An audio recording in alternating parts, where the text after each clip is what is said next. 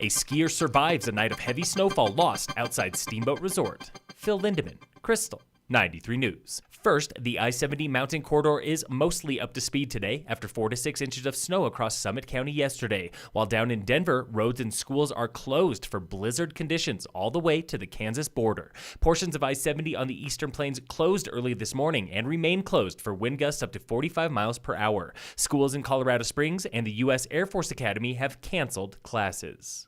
A Vail resident was one of 2 skiers caught by an inbounds avalanche at Taos Ski Valley in New Mexico last week. 22-year-old Corey Borg died yesterday from injuries suffered in the slide. He and a 26-year-old from Massachusetts were buried for more than 20 minutes as dozens of patrollers and volunteers searched.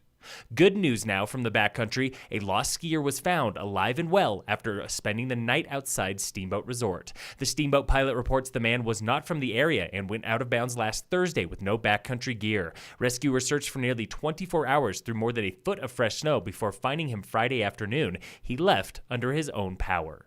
The International Snow Sculpture Championships are in Breckenridge this week, and 16 teams are already hard at work in the Riverwalk Center parking lot. Teams come from France, Germany, Mexico, Mongolia, and across the U.S. to carve intricate sculptures from massive blocks of snow weighing 20 tons each. The venue opens for free viewing this Friday. Stop by at night to see sculptures under the lights, or swing by anytime this week to watch teams in action. Also this week, out west in Aspen, dozens of the world's best skiers and snowboarders are throwing down for X Games. Locals Chris Corning, Kyle Mack, and Red Gerard duke it out for men's snowboard slopestyle, and Breck transplant Ariel Gold tries to unseat teammate Chloe Kim for her first ever X Games gold in women's halfpipe. Avon's Taylor Seaton throws down for men's ski pipe, and Eagles' Jake Pates goes up against the unstoppable Scotty James of Australia in snowboard pipe.